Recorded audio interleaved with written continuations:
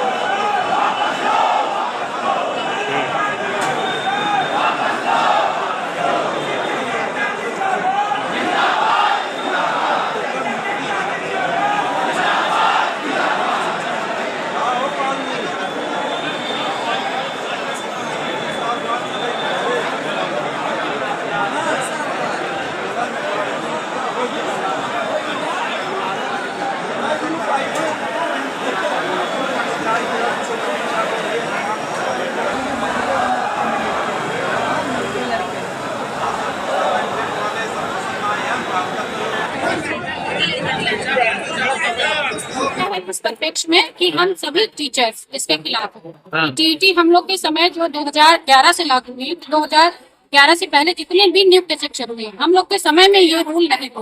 और अब ये रूल लगा के हम लोग इतने वर्षों बाद अगर इस टीईटी परीक्षा को कराना चाह रहे हैं, तो ये सरासर एक नैतिक मूल्य के बिल्कुल ही खिलाफ, और जिसका असर इस समय विद्यालय के छात्रों पर पड़ेगा।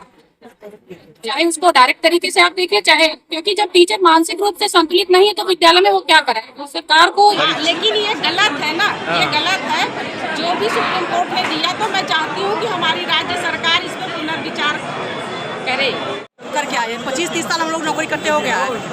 प्रशिक्षण नहीं होता रहता है। सारे लोग जितने प्रशिक्षण होते हैं सब में सब पार्टिसिपेट करते हैं, और अब जो हो रहा है हम लोग के साथ अन्याय हो रहा है, लेकिन तो भी हम लोग संघर्ष करेंगे और हम लोग हर में विजयी प्राप्त करेंगे। सर, प्रकरण यह है कि 2017 में आरटीई में संशोधन किया गया, और जो शिक्षक एनसीटीई की मान्यता से जो लोग नियुक्त हुए थे 3 सितंबर 2001 से लेकर के 3 सितंबर 2010 के बीच, उनके लिए माननीय सुप्रीम कोर्ट कह रहा है कि इन लोगों को टैट करना अनिवार्य होगा। 2 वर्ष में अगर ये लोग टैट नहीं कर पाएंगे तो इन्हें सेवा से निकाल दिया जाएगा।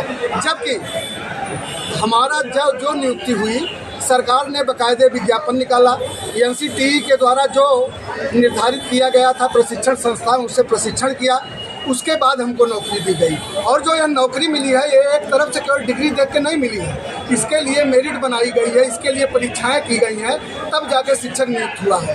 अब आकर के कह रहे हैं कि अब आपको निकाल दिया जाएगा, परीक्षा नहीं देंगे तो यह कहाँ से उचित है? यह नैसर्गिक न्याय के खिलाफ है। और जब से यह माननीय सुप्रीम कोर्ट का यह निर्णय आया है, तब से हमारे शिक्षक तनावग्रस्त हैं, और एक एक दिन हम लोगों को शिक्षकों के काल कौलित होने की सूचनाएं मिल रही हैं। इसी कारण यह शिक्षक आज हमारा शिक्षक समाज आक्रोशित है, और यह निर्णय लिया है आज के ज्ञापन से कि अगर माननीय प्रधानमंत्री जी बीच में नहीं पड़ते हैं तो हम लोग यहाँ से निकलेंगे और सीधे दिल्ली में ही अपना ठिकाना बनाएंगे।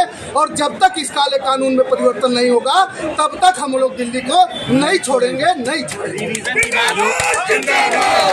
की बात कही जा रही है, सामने आ रही है कि इसके लिए सुप्रीम कोर्ट द्वारा आ रहा है, उसके लिए रिवीजन की। सर, रिवीजन के लिए हम क्यों जाएं? हम तो सरकार ने संशोधन किया है कानून में, आरटीई, और सबसे बड़ी बात यह है, मजे की बात, कि पूरे देश के प्रदेश सरकारों ने भी इस संशोधन को कभी डिस्क्लोज नहीं किया। शिक्षकों में 2017 के बाद किसी को मालूम नहीं हो पाया कि इस प्रकार का संशोधन भी हुआ है, और वही काला कानून आज शिक्षकों के गले की फांस बनी हुई है। आपको हमारा चैनल अच्छा लगा हो तो प्लीज़ सब्सक्राइब करें।